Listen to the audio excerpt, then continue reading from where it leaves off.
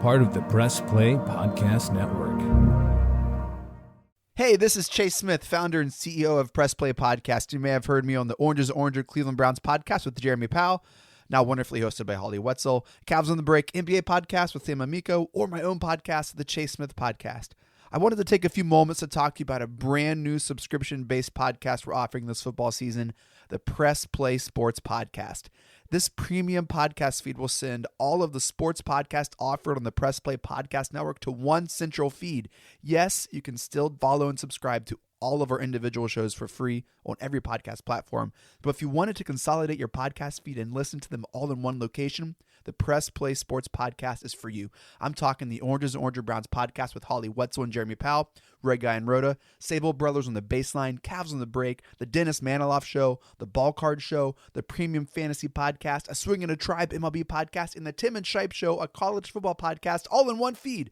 All 9 of our sports shows curated into one single podcast feed. Out the door, you're looking at $5.36 a month after tax. That's $5.36, just about the cost of a drink at Starbucks. And this is only offered on Apple Podcasts. You can't get this anywhere else. It's an Apple Podcast exclusive. Just go to the search bar and search Press Play Sports. It'll come up and you can subscribe from there.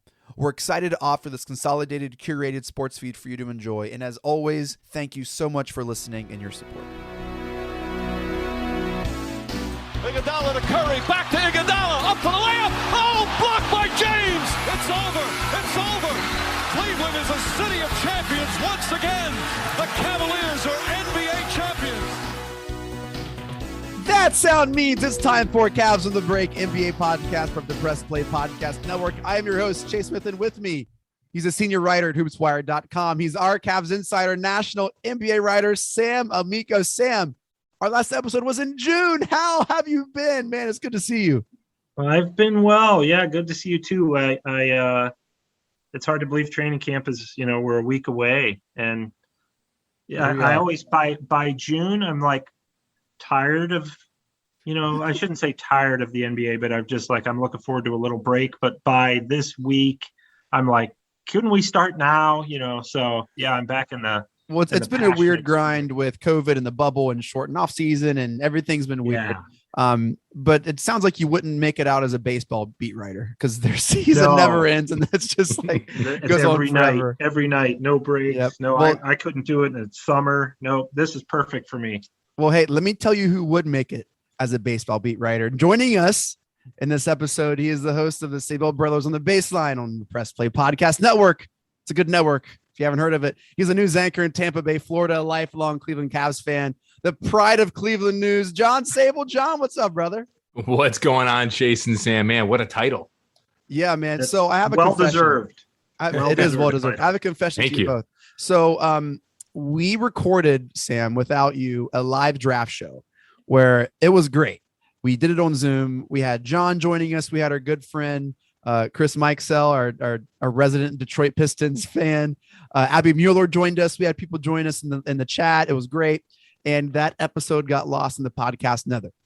So, wow. So the best episode ever recorded was without me, and it got lost. It was gone. Quite a story. It was a live draft reaction, and I'm going to see if I can't still find it and see what I can do. But gosh, that's been lost. So this has to make up for that and everything else we haven't done, Sam and John. So we brought John in to help.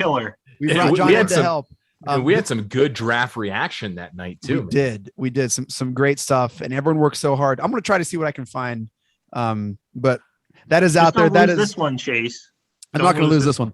That is all on me. But we brought John in to help us with a little offseason recap, and the Cavs have made some moves.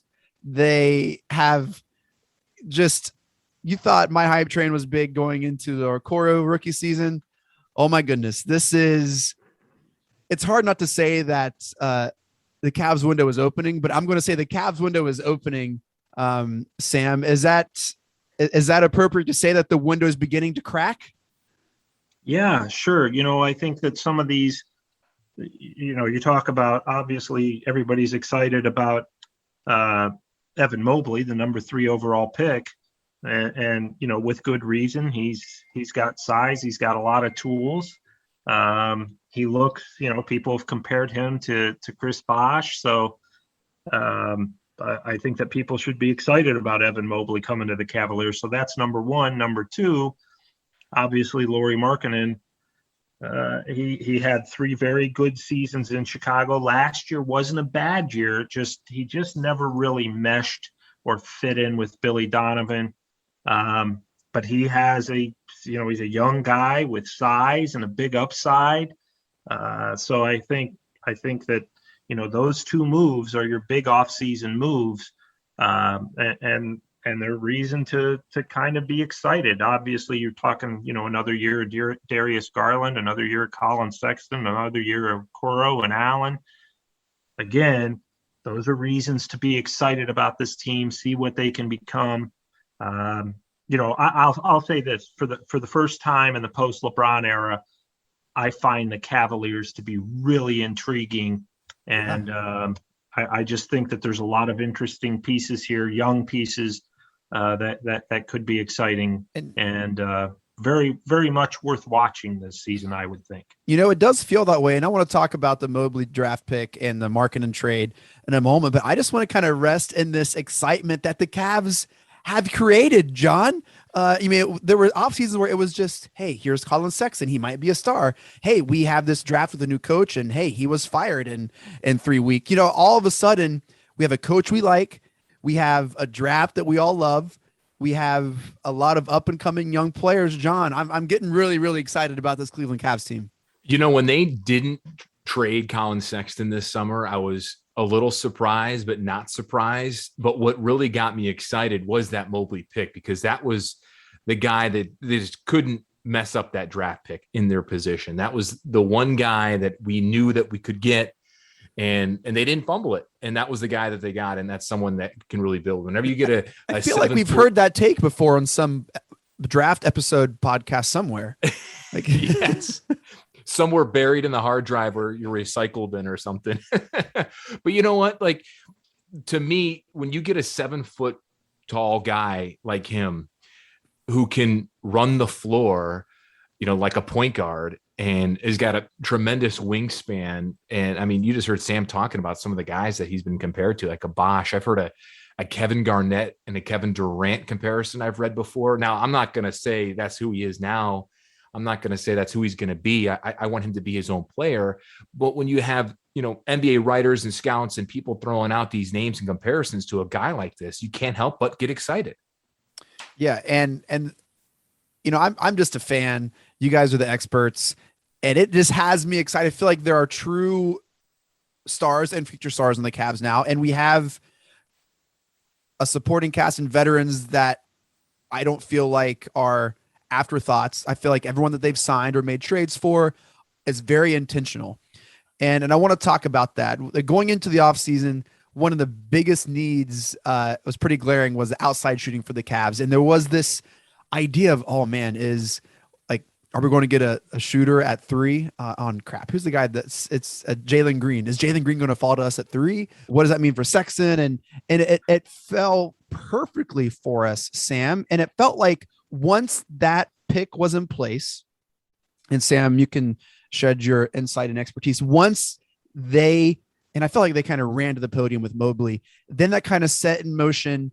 Oh, now we know what to do with Sexton. Oh, now you know who to target when trades and other signings. Sam, did that Mobley pick kind of set in motion all these other transactions and moves that the Cavs made in the offseason? It definitely made it easier to get something, take your time and get something good back for Larry Nance Jr.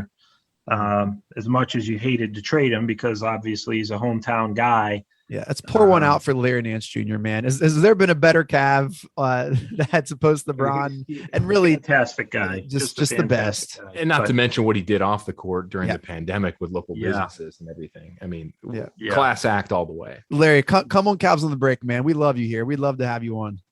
He probably wouldn't be, despite the fact it's the 3 of us, he may not be totally opposed to that at some point. But I just think when you drafted Mobley, it really made it, okay, Larry Nance Jr. is going to be the guy that we're probably going to be able to move and get something good in return for.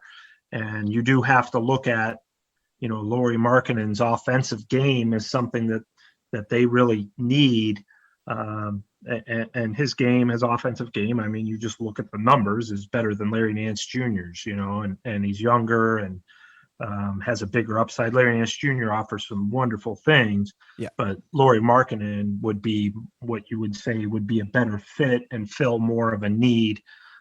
He's also 7 foot. Front court he scoring. is insanely huge. And last season, he averaged 13.6 points per game, along with 5.3 rebounds. But this, I think, I think the size, I think like that was a huge thing. But he shot 40.2% from three point on about 5.8 attempts per game. Like, this guy can stroke it, and he's 7 foot.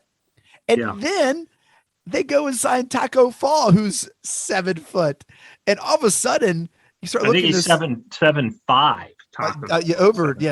He's insanely tall, and he went to high school around my neck of the woods down here in Tampa, here in the Bay Area, and then went to college right up the road at UCF. His first NBA team, he played for the Celtics, and I remember they loved him on that team. Big fan favorite. Yes, and so I love what the Cavs were doing. They're addressing their weakness behind the arc. They're getting tall.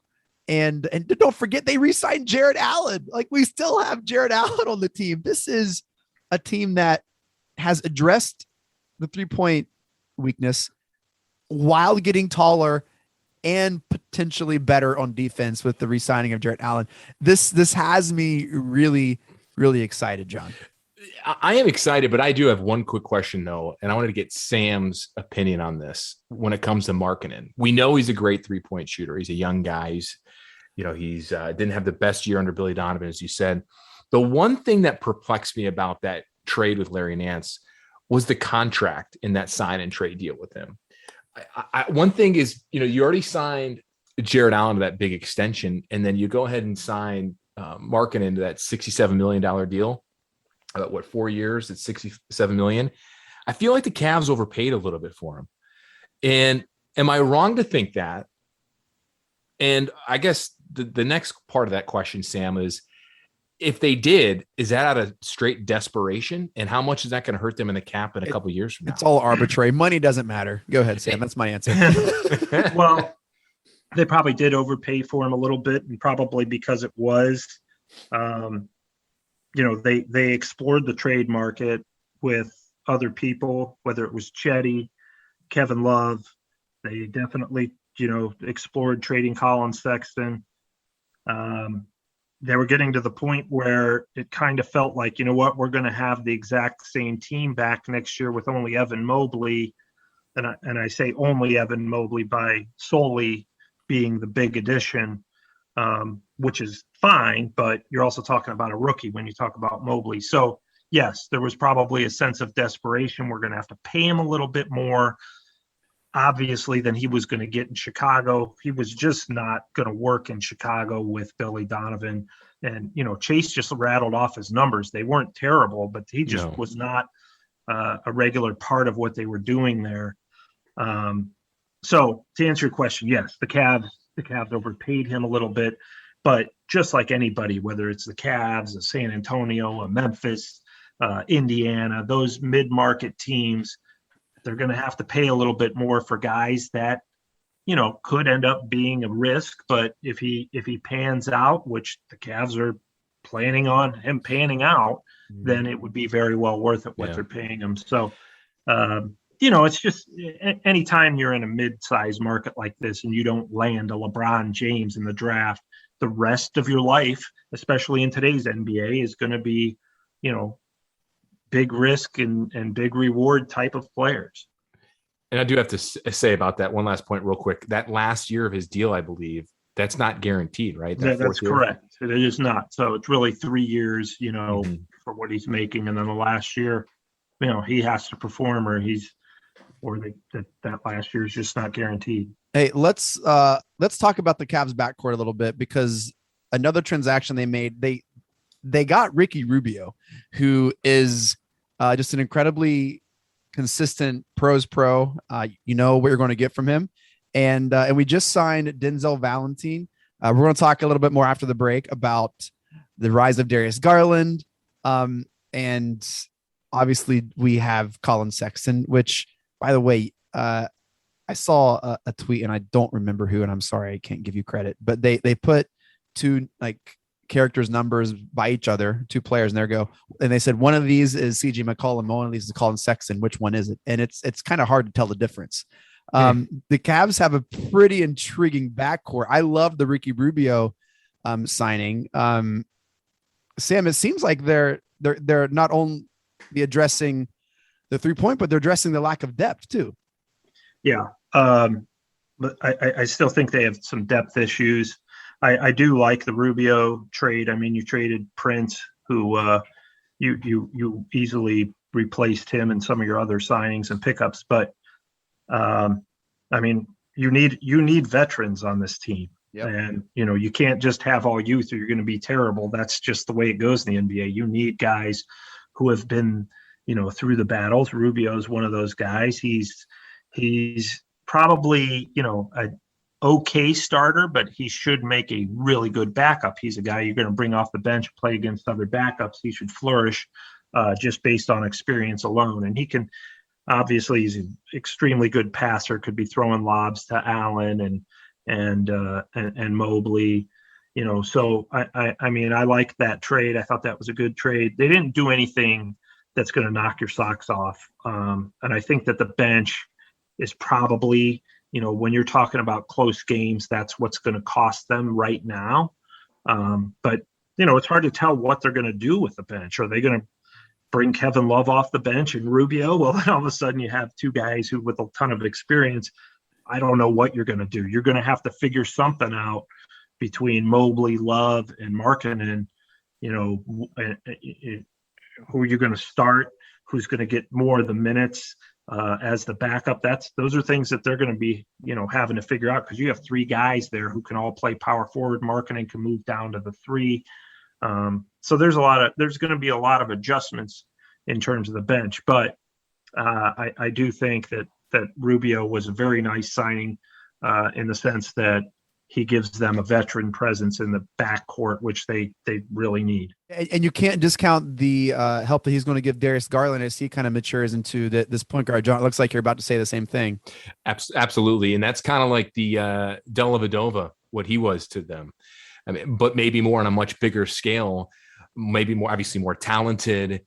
And there's only one deli in Cleveland, John, and so we're just going to pretend. I can take that out if you want me to. I don't want the deli hive to come after you. I love me some peanut butter and deli all day. Love deli, man. Deli hive, peanut butter deli time. And I mean, he's a cult, fan favorite. He always will be. Rookie Rubio is going to be a better player. He's also going to be a good mentor, just like Deli was to Colin and Darius. And I think that can't be understated enough. Yeah. And guys, as a Cavs fan, you're looking around Cleveland, the Browns are just killing it. And, they seem to be all the right pieces in. And all of a sudden you're like salivating that, oh man, the Cavs are making all these right moves. And it's hard not to get carried away. And so before we go to the break here, Sam, what are realistic expectations going into the season? We have, next week, kind of the startings of this next NBA season. What are realistic expectations? Because I need some help. I'm unrealistic. And I just said like the title window is beginning to open. Like that's ridiculous, but I can't help it. I love what they've done. I love what they're kind of building here, Sam. I think that it remains to be seen. I feel that they're in position of a lot of other young teams. I think the Orlando Magic have a lot of reason to be excited. I think the Detroit Pistons have a lot of reason to be excited. How do these guys? So what the difference is how do your guys fit together? How good is Mobley right away? Is it going to take him a little time? How well of a fit is Markkanen? I still think there are question marks about the backcourt. Garland and Sexton, two very good players. Do they mesh? Are they going to mesh not just on, a team that wins 22 games? Because they have meshed on a team that wins 22 games. Are they going to mesh as they grow as individual players? I think that this year will be telling in a lot of ways about the backcourt. I don't think, I think it'll be telling a little bit more about Okoro. What kind of player is he going to be? We tend to leave him out of these conversations, but he is a big piece of what they're potentially doing. Love Isaac Okoro. Big year ahead for Isaac Okoro. I'm going to speak it into existence because this is going to be his year. Michael Barball. Yeah. So, I mean, he turned it around the second half of last season. We saw a glimpse of his offensive game.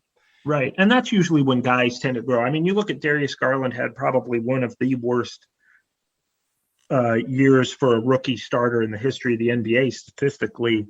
But last year, all the buzz around the league, everybody I talked to, the opposing players, opposing coaches, that's who they were talking about was Garland and what improvement he made and what type of eye-popping potential he has. So, I think Okoro, like you said, second half of last year really started to show some promise. What you want these guys to start doing now is to start believing in these close games that, we're gonna win this. We got enough to finish these games, and we're not just at the point, we're down 4 with 3 minutes left. We're young.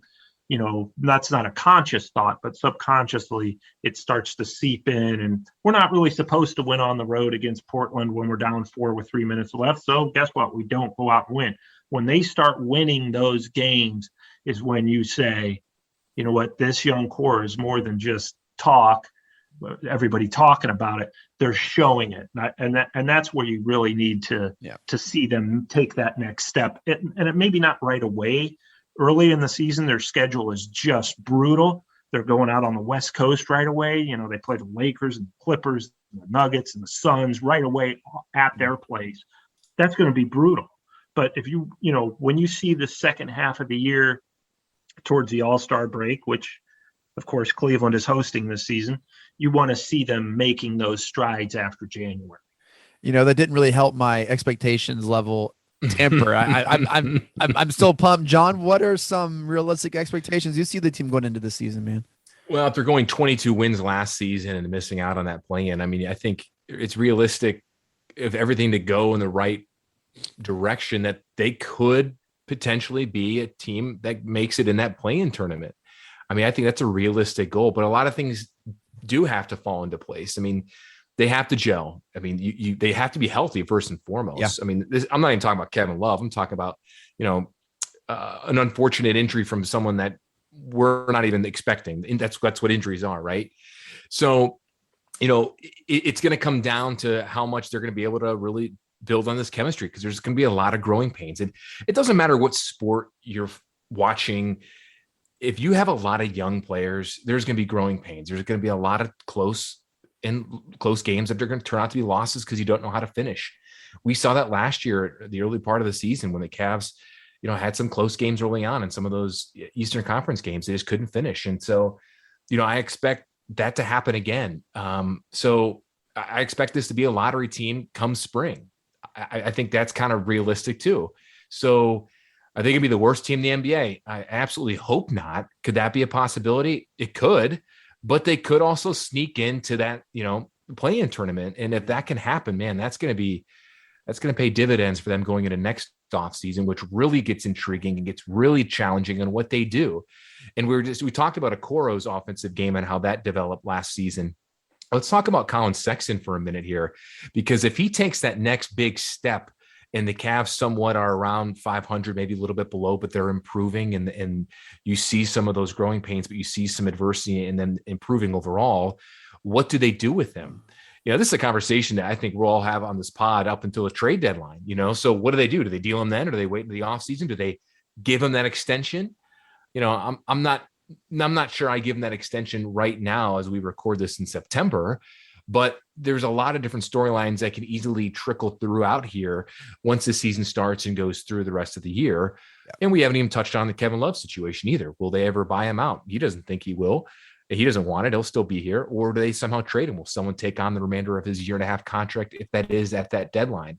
So realistic expectations will depend on the personnel on the roster too. Yeah. So I don't know, Chase, it's interesting. Like, I really think if things go really well, the ceiling is that play-in tournament. Yeah. And I think that's, I never even honestly, and this just tells you how optimistic I am. I never even thought that they could be a lottery team again and that they could be the worst team in the A, but like they haven't showed me that's not a realistic outcome. Like everything. Yeah. I mean, you got to see, you would think if you're like super realistic, like there's a higher chance of them being in the lottery than probably making the play-in tournament with how like the moves other teams in the East have made. Mm-hmm. And so here's my Colin Sexton take. And I'm going to blame this on not having a Browns podcast to talk about the Browns. And so you look at the Browns offense and Sam just rolled his eyes. He's like, Chase, this isn't a Browns podcast. Well, listen, the Browns have a lot of weapons on offense. When everyone's healthy, OBJ, Jarvis are trying to groom Donald's People-Jones. We have 3 tight ends who all can make plays and catch. We have Nick Chubb. We have Kareem Hunt. And I'm watching games and I'm saying, why the bleep are we doing a fullback dive who trips and like a yard in the backfield? Why is Baker Mayfield running the ball? And I look at a team who's all about advanced analytics and maximizing players the most effective way.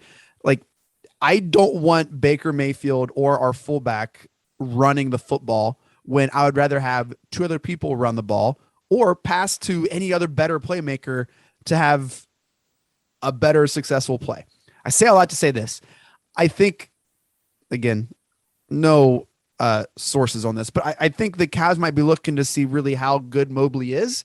And if Mobley is this transcendent player who has the potential to be the best player on the court, I want the offense to run through him. And I don't want players who will take opportunities and balls and shots away from him. But on the flip side of that, I'm going to counterpoint to my point. You watch the playoffs and man, the 76ers would have loved a player like Colin Sexton who would have like, hey, just give me the ball. I can score from the wing. They have Joel Embiid, but they needed someone else. And Colin Sexton has the skill set to where like, man, sometimes you just need a baller who's going to say, hey, I know, we need to get some shots up. I'm going to take care of that. I think there's just a lot of unknowns with the Cavs. I think we love what Mobley could be. There's a ton of talk about who and what Darius Garland is. And I think we kind of know Colin Sexton. I mean, will he take the leap? Maybe, but I don't think a leap that he takes is going to be a transcendent, like he is our first or even second option on what they want this Cavs team to be. Yeah. And I agree 100% because I don't know what else he can do. You got to remember, we talked about this, Chase, on draft night. Colin Sexton put up some phenomenal numbers. Yeah, we did if we could find it. Colin Sexton put up some phenomenal numbers, and Sam will totally agree with this. But he put up phenomenal numbers on a bad team. So why are we assuming that we're going to offer him the house? Is my question. Is it because that's what he's going to demand? Or that's what the market demands? Or like I would love to have a player like Colin Sexton in the playoffs. I don't know if I want him to be taking the development and the ball away from who we think Mobley and Garland could be and Okoro's potential ceiling. And so that's where I'm at is, yeah. I don't know, Sam, am I crazy? Yeah. Yes, but on this point, I think that there's a lot, my feeling on Colin Sexton is I think he's a wonderful player. He plays his heart out. He can score with the best of them. Facts. My tries super hard on defense. He's always given it his all on defense. He's given it all every time he's out there. There's no question about that. He can fill it up. There's no question pick you up full court. That's ball. Yeah, and he shows up. He shows up every game. My concern is when you drafted him. And this is a huge thing. People don't realize this. My years of covering the NBA, I've realized this. When you make somebody the face of your franchise and your number one option, there's no going away from that. If you're the Cleveland Cavaliers, you made Colin Sexton your number one option right away. You don't tell him, hey, you know what? You're going to be the next Lou Williams. You're going to come off the bench. You're going to be 6th man of the year. You'll probably make the All-Star team. I'm not saying they should do that, but they don't have that option. And there's a lot of people out in the NBA will say that's his best role. Maybe that's not right, but there's a lot of people saying that around the NBA. That's not going to happen in Cleveland. You're also not going to say you are now 1B or 1C to Evan Mobley and Darius Garland. You just can't say it. You can't tell a guy, you're the face of our franchise. You're the man. You're leading us in scoring. You play your butt off every game. But guess what? We want you to take a step back now because Evan Mobley's our main guy or Darius Garland's going to lead us to more wins. I don't know that that's the case. I don't know that the Cavs will want to have that conversation, but I think they're thinking it because, as John alluded to earlier, they spent a big part of this offseason trying to trade him because they don't want to pay him like the number one option because they don't think he's going to be the number one option. Maybe he'll be 1B, maybe he'll be 1C, but they don't think he's going to be 1A moving forward when they start getting into the playoffs and winning games. And it's nothing against Colin Sexton. It's just, this is the reality of who the type of player he is, and the way the NBA is you probably want somebody a little more dynamic as your 1A. Yeah, I agree, Sam. And here's the other thing too. It's not an indictment on him. That's just a bad timing for him personally, because after the Cavs drafted him and where they went in the drafts thereafter, I mean, they picked the best guy at the position where they went with, Garland and Mobley and Okoro, obviously not in that order, but it's not like they were trying to replace him early on. They're going with best available and at that point in time. And you can't fault Kobe Altman and the scouts in the front office for that.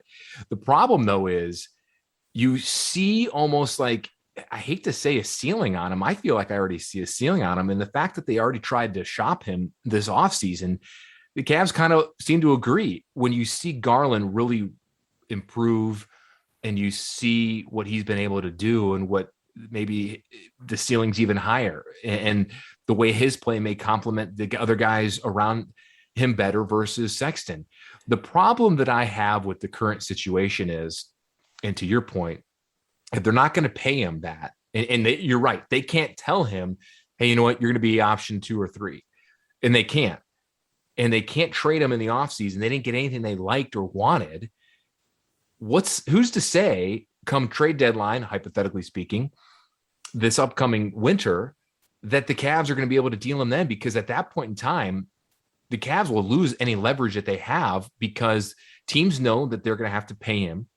Teams know they couldn't trade him the summer before. So, in theory, I mean, anything can happen at deadline. Sam, you've covered that many years, crazy stories and what teams offer and what teams do. But, on the surface, it's kind of like a lose situation in terms of trading him at the deadline, regardless if he, starts averaging 30 points a game. Yeah, right. Because you're right. Because other teams, it's just like the Simmons situation in Philadelphia, where other teams know now that he wants out, not that Colin does, but the Sixers have lost leverage because of that situation. The Cavs could lose some leverage in terms of negotiating trades based on Colin Sexton, centered on him. Well, hey, let's talk about that after the break, Sam, because obviously I love talking about there Ben won't Simmons be a and the break Cavs. if I start talking about it now. The break will be all right. Well, let's take a break. And hey, before we go, today the Cavs signed Denzel Valentine from the Bulls he's a guard. Sam, does that speak to maybe what they're trying to do with Sexton and give him a little flexibility? Does that kind of allude to the league that, hey, like, we have the ability to make some moves? Well, you're certainly not going to make Denzel Valentine one of your main guys. I think no, but I think that I don't think that signing has anything to do with what they might do with Colin. But all right, it just seemed a little, I don't know, random and ominous. And they're bringing on a guard who, I mean, he's serviceable. And I don't think we can look into that when you consider what Valentine did last year when he chucked up that 3 half court in the closing seconds of that game. Yeah. Sometimes the NBA, more than even the NFL, will make a will make a move. And this is not what Denzel Valentine is, but every once in a while you'll see teams make a move and you're like, why are you bothering with this? Now, I think Denzel Valentine has an opportunity to play and be a contributor. He has still an upside, even though it never really kind of came, revealed itself in Chicago. But I think with him, you're kind of giving a guy almost like an audition. Like, you're going to get every opportunity to come here and make a difference. Are you going to do it? That's more what that signing's about. All right. Well, hey, we're going to take a break. When we come back, we'll talk about the rise of Darius Garland, of course, little Ben Simmons action here in Cleveland, possibly, and more about our young core. Stick around. We'll be right back. Hi, this is Maria Gincola with Mindful MMJ Ohio. Did you know that medical marijuana has been legal in Ohio since 2016? If you have one of 25 qualifying medical conditions, you can obtain your medical marijuana card today.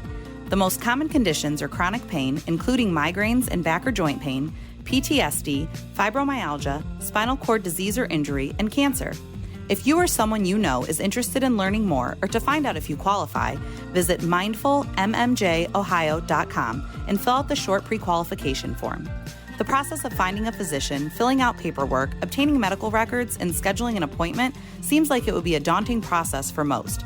But, lucky for you, Mindful MMJ Ohio will help you every step of the way to make the process quick and easy.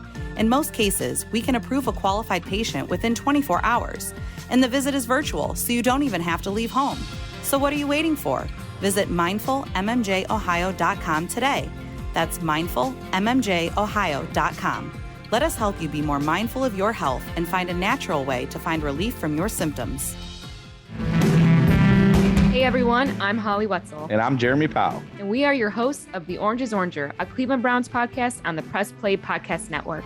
We give you all the dog pound coverage that you'll need each week to get you ready for kickoff and beyond. Don't miss our breakdowns of each week's matchups, game recaps, and any and all news out of Berea to feed your Browns appetite. As we all know, Holly, dogs got to eat. That's right, Jeremy. Hit that subscribe button and never miss an episode of the Orange is Oranger Browns podcast on the Press Play Podcast Network. The R&R podcast going to be rocking and rolling with you because football season is underway. College, Ohio State, the Power Fives, the MAC, the Browns. Michael Regai, are you ready to rock and roll with some football? Kenny, I've been ready. This is our time of year. This is what R&R is all about. We're going to be with you every week. Kenny just said it. Browns, NFL, Ohio State centric. So you got to stay with us all fall and winter long here on R&R. That's right. The Regai and Rhoda podcast coming to you here on the Press Play Podcast Network. Subscribe now and don't miss a show. For the Dennis Maniloff Show, I'll tap into my 40-plus years of following Cleveland sports and 30-plus years of writing and talking about them, so as to bring you informed opinions and analysis of your favorite players and teams. I also will monitor the national sports scene and, when warranted, step out of the toy department and into the real world. And I'll always be on the lookout for special guests. By all means, join us. This is Mike Voorhees, co-host of the Swingin' a Tribe MLB podcast. If you love Cleveland Indians baseball, then this is the pod for you. We've got you covered each week as we talk about all the games, breaking news, trades, the roster, all things Tribe. You're going to love it. Go Tribe.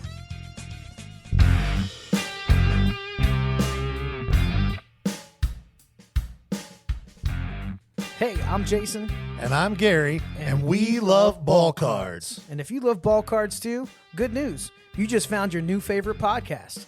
From breaks to grading. And from collecting to flipping, join us on the Ball Card Show. The sports podcast for the sports collector.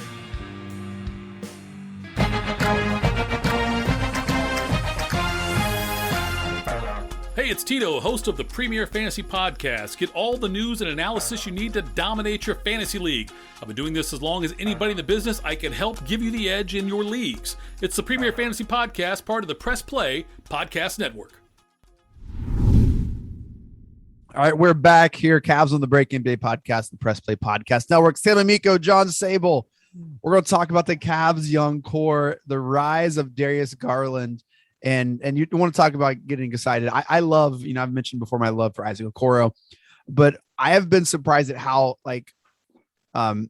much ownership and territorial I get about Darius Garland, who seemed to have an incredible incredible. Really, he stayed healthy last season, which was a huge kind of like red flag that he had. Sam, you mentioned that before the jump, had one of the worst rookie, one of the worst rookie campaigns that someone could have, and really, stayed in his lane, played well, stayed healthy, and then came on near the end of the season. And then all of a sudden he's getting invites to be in the Olympic practice team, and all of these players are raving about him. And just today or yesterday, Steph Curry, Darius Garland, he's going to be special. Darius Garland, he's the guy to watch. Darius Garland. Is this Darius Garland's year? Is this Darius Garland's world and we're just living in it? What's going on with Darius Garland, Sam? Of all the Cavs young core, he's the guy that I personally think has the highest upside, and think that he's the guy that you could potentially, when you keep the ball in his hands, could change the course of the way things are going. And that's somebody who loves watching Colin Sexton, has a great deal of respect for him. But I think that, here's a little insight for you. There is a faction of the front office.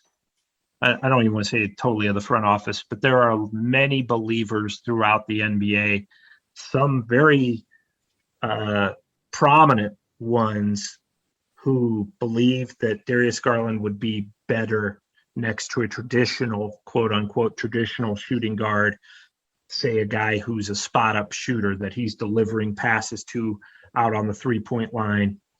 I would say a Ray Allen, but the type of player who's like a Klay Thompson or a Ray Allen or a, I think anyone would be a little better if they played along a Ray Allen or a Klay Thompson. Yeah. Well, let's say like a JJ Redick in his prime, type of traditional spot up, spot up shooting guard. That's really, whereas Sexton's more of a scoring guard. Mm-hmm. You talk about a dead eye outside shooter. So somebody in that mold. Obviously, I use some guys who are going to be in the Hall of Fame someday, but it wouldn't have to be that type of player, but just kind of say even a poor man's Klay Thompson or Ray Allen. So there's a segment of the NBA who believes that, like, Darius Garland's going to be better if you put that type of player next to him, as good as Colin Sexton is. One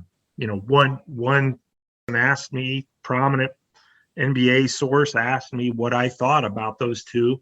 I said that I felt like he would be better next to a traditional shooting guard with Colin Sexton coming off the bench. And the source, who has a lot of pull in the NBA, said, I'm totally aligned with you on that. I think Garland is better suited to be the main man on this team when it eventually starts really winning games. So, and I think that, again, as John said earlier, that's not an indictment of Colin Sexton. Sure. It's just people think that Garland has a bigger upside, and probably because he's a little bit better with the ball in terms of delivering it and filling it up a little bit from the outside. Sam, you had the name Mark Price right there, and you could have just easily said along a shooter like, yeah, well, that's what he kind of reminds me of. He's kind of type of game for sure. John, you had Mark Price on your podcast. Did you guys talk about Darius Garland or the young Cavs team? Like, what are his thoughts? I did. He had a lot to say about just, we talked a little bit about the draft and who he really liked for them. He liked Cade Cunningham. He knew that he wasn't going to be there. He liked Jalen Green. He liked Evan Mobley. We talked a lot too off camera or off microphone, and just about what they like or what this team really needs. And he sees a lot of Darius Garland's penetration and assist game in his own game. Sure. He sees the scoring of Colin Sexton in his own game too. But I kind of got the vibe that Mark wasn't really dead set on which guy is better. We didn't really get into it too much. Sure. That could be a conversation, a podcast episode down the road once the season starts. But I don't know. I get the vibe kind of like that Mark had with what Sam has too. It's like you're kind of split, but you're trying to figure out who's the best role. And I think Mark would be in the same boat as Sam, and same thing as me. I think Garland is probably better suited for to be the main guy, to be the distributor, to be that floor general, whereas Colin is that scoring guard. Yeah. Do they complement each other? I don't think they do. No. Yeah, I that's probably where I would say most too is while they play well each individually next to each other, I don't know that they really complement each other that well. Not as much as you would hope from a backcourt where both guards are pretty small compared to the rest of the NBA backcourts. So this to me is a year that you figure that out. You've got to get that figured out. And Sam, I think they have to figure that out potentially by the deadline. Don't you agree? Absolutely. I think that you have to figure it out by January. I think you're in year 3 of this now. I know people think that year 3 isn't that big of a deal, but you also have to remember that this is a business, and the more you lose, the more money you lose. And, guys like us are always going to pay real close attention to them, and other podcasters and bloggers like myself. But in order to draw in the casual fan, you need to start winning games. And you want the casual fans' money, you got to start winning games. You got to put a product on the floor that's going to catapult you to winning games as quickly as possible while being sensible. And so I say all that because, yes, absolutely, you have to get this figured out quickly this year. And if you think for a second this isn't going to work, then you need to go in a different direction. You need to do that by the deadline, before the deadline. If you want to trade Colin Sexton, if that's a decision that you come to and you're the Cavs, you have to make that move well before the February trade deadline. You got to make it November or December or January. And when that does happen, if it happens, I would just say be prepared that fans will not like the return on that deal. No, it'll look bad on paper. Mm-hmm. It'll look bad on paper, but you have to let it play out just like anything else. If that trade were to be made, I can guarantee you people will think, well, why did we take back a 15 or 14 point scorer as the main part of giving up our leading scorer? But maybe you're a better team because of it. I'm not saying you would be, but you have to be open to that possibility. So I have a question, and if the answer is no or I don't know, then I'll just take this out of the podcast. But how on earth does Steph Curry know about Darius Garland? Is it only just from a small sample he got in the Olympic, or are they like working out together? And is Darius Garland in like these secret like NBA leagues and games where you don't hear about until 5 years later and there's epic like what is going on? How do they know that he's going to be? How are they so impressed with Darius Garland? I think, Sam, and you'll probably know this better than I do, I think it's both what he maybe limited sample size that he's seen, during the year, maybe the Olympic practices, and maybe just hearsay from other players commenting and then talking to Steph. But he has been working out a lot of other guys. I don't know if Steph is one of those guys, but there's been a big workout contingent that you see on social media of Darius Garland with other NBA players. So it might just be word of mouth too. Wouldn't you agree, Sam? Or maybe all the above? I think there is, like Chase asked, is there like a contingent of NBA players kind of like just on his side? And I think it's just like any other profession. You see flashes. Steph Curry may guard Darius Garland sometimes, obviously, and sees, wow, he just did that, which Garland has some wow moments. You think about last year's game against San Antonio when Colin Sexton wasn't playing and Darius Garland looked like a future Hall of Famer that game. So I think that these guys, obviously the players talk amongst each other, and Garland has gotten a lot of buzz amongst people that he plays against. And I think it's probably because, for me, like say, obviously I'm allegedly a sports writer.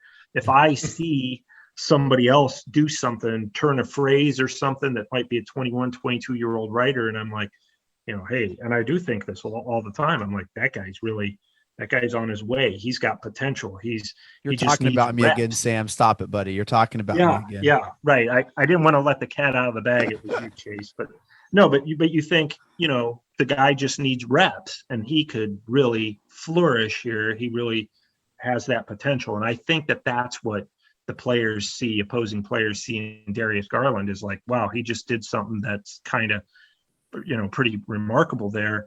He just needs reps to be able to do it on a regular basis. And maybe maybe a better complement, not just with Colin Sexton, but maybe better complements around him, and let the Colin Sextons and Evan Mobleys and Isaac Okoros, those guys just need to grow. And then Darius Garland will be even better. So, yeah, I think that sure, it's playing against them maybe in the off-season circuit and training at different gyms and stuff, but I think a lot of it's just guys, doing the simple eye test. Well, I would love to know for sure if they've had workouts or they've played games, or like if there's any like secret, like, they all flew to like Malibu and they all played ball for like 6 hours one day. Like, those stories fascinate me. And I just, it happens a lot. That does happen a lot. I don't know about Malibu. Well, I just said a place that sounds like where an NBA player would go. Sam, Chase just Butte, wants Montana. Yeah, Chase just wants an invite so he can show his rec skills. Yeah. So he can show off his writing skills. Yeah. Well, hey, one more topic of conversation, and then we're going to go. So I don't have an official timestamp. We're around the 50-minute mark, and we've only briefly just mentioned Ben Simmons a few times. We have to talk about Ben Simmons, and I want to talk to him about the Cavs possibility, because it's not going away. Sam, we recorded a Ben Simmons, a whole episode like 2 off seasons ago about could he go on the Cavs, and it's not going away. And I mean, they invited him to their training, not going to go. Ben Simmons is not going to play another minute for the Philadelphia 76ers, and I want him on the Cleveland Cavaliers. Is that wrong to want Ben Simmons on the Cleveland Cavaliers, John? Do you want Ben Simmons as a Cleveland Cavalier? Man, we talked about this on draft night too. I mean, I've slowly come around to that, only because I didn't like how he, unraveled in the playoffs. But I mean, I guess you could fix that. That's more of a mental game. But I'd like to see him. I'd like to see the Cavs in the playoffs for the chance for him to unravel in the first place. There you go. Yeah, you know what though? At the same time, you're right, Sam. He's better than probably what anybody's on the Cavs currently, and you got to get there first. And if he unravels, then great. Maybe he'll at that point overcome his own mental obstacles, if you will. I think if you put Ben Simmons on this team now, would he be maybe the 4th best player the Cavs have had in the last 10 years? LeBron, Kyrie, Love, and Simmons, right? Agree? I'd put him above Love. Yeah, put him above Love. Especially Love in his prime. I would agree. You're talking about a guy who really, not to interrupt you, John, but I mean, he does everything very well except for shoot from the outside. I mean, he's 6'10", can handle, obviously, very good penetrator. And dishes off very well, can finish at the basket. Obviously, his problem is shooting, and this team needs shooters. You would have to put shooters around him, so that'd be something to consider. But anyway, go ahead with your point. He and Darius Garland are pretty tight, are they not? Yeah, Rich Paul's their agent. Ben Simmons has worked out at Garfield Heights High School. So I mean, he would have no issue coming to Cleveland. Oh, Sam, don't tell me that, Sam. Oh my gosh, I am so excited. Go outside. Already bought a Ben Simmons jersey. I've already seen his big old portrait hanging on the side of the rock. I'm already there cheering. I'm already envisioning our tall defensive studly lineup with all of our tall guys and the defensive lockdown. I've already see it. You're gonna have to trade, somebody. Yeah, trade Sexton, Love, and 2 first. I don't care. Let's make it happen. Yeah. So all right, let's play that hypothetical game. I love doing this. This is the old trade machine. It's like little kids when you're trading cards, but you're also trying to figure out how the Cavs could have gotten Michael Jordan back in the 90s, even though that would have never have happened. Sam, Cavs would have to give up probably Okoro. Nope. Sexton and a bunch of draft picks. I'm not trading Okoro. You probably have to throw Rubio in there because the Sixers wouldn't want Love, and you've got to make the money work. They would be much more inclined to take Rubio, whose contract expires at the end of the year. Wait, is Okoro? My heart is breaking right now. Is Okoro like in the? We trade for Ben Simmons. He's in the trade. No, listen. I'll tell you one John, you're messing with my heart, man. John, come on, bro. You can't just throw my guy in there like that. Well, that Ben Simmons, other than to play him 10 minutes a game, if you're going to play Garland at point and Simmons at point forward, where do you fit Okoro in as your shooting guard? That's a possibility. But the bottom line is if you're the Sixers, obviously you're going to want, a young promising player as well as a player like Sexton who can come in and he's going to help you right away. That said, I would be stunned. Let's say the Cavs do make a trade for Ben Simmons, which I do not think is outside the realm of possibility because they're trying and they're gauging. You're probably going to bring in a third team. You're probably not going to make a straight up whoever, Okoro, going to the Sixers for Ben Simmons. I think it's and Rubio or whoever. I think that you're going to have to pull in a third team to help facilitate trade. Is moved. The odds are it's going to be like a 3-team deal, 4-team deal. So that way the Sixers are getting back a nice young player as well as a veteran player on the wing, which, the Cavs can give them a nice young player in Sexton. The Sixers would also, because if they're going to trade him, which they most certainly are, they're going to want it to help them compete for a championship, not just fiddle around in the playoffs like they have been. They want it to take them to the next level.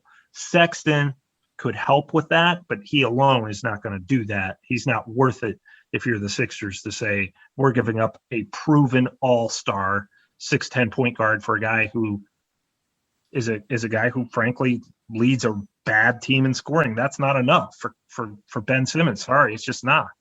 So you would probably have to bring in a third team to make that deal work if you're the Cavs and Sixers or anybody who wants Ben Simmons. So I as fans, we tend to think of it as a straight up, Sixers Cleveland trade. I really don't think it would be worth that while. And if the Cavs want Simmons, they will have to bring in somebody else and say, hey, can you help us out, make this trade with us, and we'll give you a draft pick or something. So that's one way to think about it. And Sam, you mentioned the potential Rubio. They can't trade him till October 1st, which means, that doesn't really make a difference in terms of what they can do or what they can't do. But just in terms of if the Sixers are trying to find a trade partner before, training camp, before the season gets underway, then they're going to have to look potentially, if they looked at the Cavs or third team, Rubio couldn't be dealt until October 1st. It's not a big deal at all. Interesting point when you talk about Simmons and his contract. Whoever does land him, that will have him under contract for 4 more years, including this current upcoming season at a ridiculous clip of, like, I think his contract goes from $33 million this upcoming season, and his last year is like $40 million a year. So you're not only, if you're Cleveland, you're not only looking at this in terms of the short term, but also the long term with the financial issues too, because you're going to look at your cap and you're going to look at, okay, you're going to, try to re-sign Darius Garland long term as well, because you already have Allen in this past summer too. So that's a big financial commitment. It'd be a big financial commitment, and you'd have, you would have to do, you'd have to make you'd still have a little bit of work to do on the roster. You couldn't just get Ben Simmons. You would certainly have to find somehow, some way, some perimeter shooting, that traditional shooting guard that I mentioned before. You'd have to find some other help somewhere. But to me, he struggles obviously greatly to shoot from the perimeter. He won't shoot threes. He can't shoot threes. He can't shoot free throws. He's a 56% career shooter anyway, and that's because he can get to the basket and finish. He's got good size. He's got a nice touch around the hoop. He just does, anything outside of 10 feet's an adventure. So you've got to find some shooting if you bring him in. I personally like the idea of adding him for the Cavs. It gives you immediate buzz. You have an immediate all-star. When you draft, you're looking to draft a guy like Ben Simmons that will come in, be an all-star right away, improve your team, sell jerseys like crazy, profess that he loves it here. I know he would come in and there would be no qualms about playing in Cleveland. He'd be thrilled with the change, and he would, people who don't like Ben Simmons are probably the ones who watched him play the fourth quarter against the Hawks, and that was it. Oh, this guy was terrible, whatever. He was afraid to shoot, whatever. Look, the guy's a magnificent player, and he's a magnificent defender. He is one of those all-stars who plays super hard during the regular season. I think the fans would think totally different about him if he were here. That said, you'd have to be careful not to mortgage the farm, because you would still have some work to do around him in terms of adding shooters and stuff. But you're talking about, you add him almost right away. Say Sexton's the guy you give up, and Okoro ends up being a guy you give up, and Rubio, you're going to be a better team right away. Maybe, in 5 years, I can't answer that question. Neither can the Cavs. But right away, you are a better team.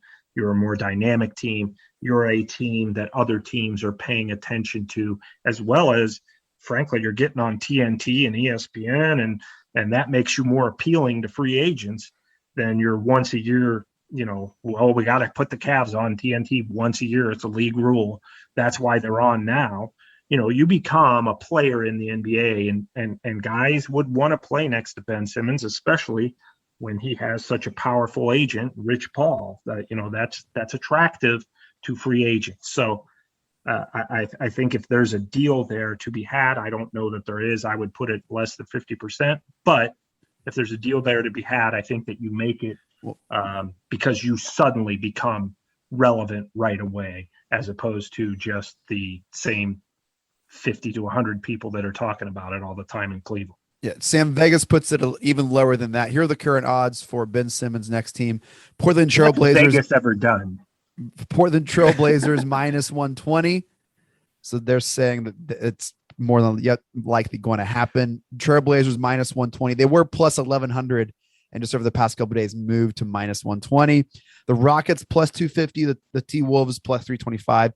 Golden State Warriors plus 750. That would suck for everyone in the league. If that's not a Golden State fan. The Kings plus 900, I think would be the funniest outcome for Ben Simmons. I don't think it's going to happen.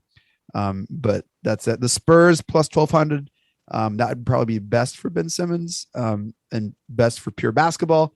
But pop with Ben Simmons would not be good for anyone in the West. And the Lakers plus 1,500. That's not going to happen. They're just throwing that up there to get free money. So I think the best odds are actually Houston, in my opinion. Yes. And then Sam, I always thought that the NBA had a rule where you had to put a team in one nationally televised game a year when it comes to TNT, ABC, and ESPN. I thought that had to be at least one game, right? Yeah. Well, if you look at this year's Cavs schedule, none. Yeah, they get NBA TV. Well, for 4 games. Yeah. I think if you get an extra NBA TV game if you don't get on TNT. But yeah, I mean, that's my point, is that plays a role. It sounds silly. That plays a role. Oh, no doubt it does. Where guys might sign. Well, Cleveland's terrible. I don't even know who's there. You know what I mean? So that plays a role in things. And at some point you have to you can't just say, hey, we're excited about our core 4, because frankly, I've heard that from about 8 teams. We're excited about our core 4. The Pistons literally call their 4 main guys their core 4. Yeah, they're still stuck in the Fab 5 era. Yeah, right. But regardless, I mean, at some point, if you want to start winning games and start being relevant before we're all 80 years old, then and I'm probably quite a bit closer to that than you two, but even if we add up you two, but my point is that you can't just keep saying, well, we're going to be good in 5 years. At some point you have to say, let's make this move.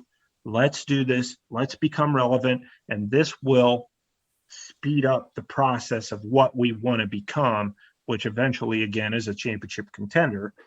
Well, we have an all-star. That's the first step to becoming a championship contender, is a proven all-star. So I think that if you're the Cavs, you do consider that, and you consider mortgaging a lot, but not the farm for sure. Well, Sam, I'm considering this one of the best offseason recap podcasts that we've ever done. This is is like 7 hours long. It's been pretty fantastic, and I hope it's next week already. The training camp starts actually now. I got to go, and the Cavs called me. Yeah. They want to see how I can do against Valentine's half court shots. But no, it's been great to talk to you, Sam. John, thanks for coming on board. That does it for this episode of Cavs on the Break NBA podcast. Thank you all so much for downloading and listening.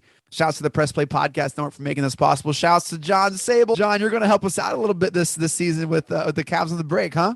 I am. I'm excited to join you guys and be a part of the Fast Break team here, and of course with my podcast on the Press Play Podcast Network as well. So it's been great so far, and we're gonna have a great season. A lot more to talk about, and I can tell Sam's already getting excited about all of our fun hypothetical trade conversations. Yeah. Look, with the network growing and, I'm just trying to use my time wisely. I handed off the hosting duties to the Oranges Oranger to Holly Wetzel full time. I'm not even on that pod anymore. And that was a hard decision, but I'm going to stick around here. Cavs on the Break this season. John and I are going to split hosting duties. Sam, it's time to see other people, man. I know I'm a little bit heartbroken by this. I'm usually the guy who breaks up, but it's not you, it's me. Okay. Yeah, you're still going to be coming around. That's the worst. Yeah, I'll still be around. I still have my toothbrush in your bathroom. It's not like I'm going anywhere. You're not really going away. You're just right. You're dating other people. It's a humbling lesson. Making me date other people, I guess, is what you are doing. To learn that the more I give up with the network, the more that it grows, and that's a humbling lesson to learn because I love doing as much as I've been able to do, but. Like, I believe this could be something special, and it can't be special if I'm doing everything. And it helps when you have incredible people to hand it off to. And so John's going to help, and Sam, we're going to make sure that we can get you some content consistently for hoopswire.com. Make sure you check that out, hoopswire.com. And John, I'm looking forward to working with you, man. Yeah, I am too. It's going to be fun, man. I'm really pumped. Thanks for having me and helping out. Yeah, make sure to follow us on Twitter at Cavs on the Break. We always follow back. Follow Sam at Amico Hoops. And John, I have to, say I know the draft episode got lost in the ether, but we always end this podcast with a shout out to Mike Breen, just simply saying, Mike Breen, take us out. And you can be as silly as normal, as much gusto or whatever you want, but we do need to hand it off to Mike Breen at this time. All right, hopefully Sam approves of my tag out here. I have low expectations. Mike Breen, take us out. Congratulations, Cleveland. Your decades-long wait is finally over. The Cavaliers are NBA champions.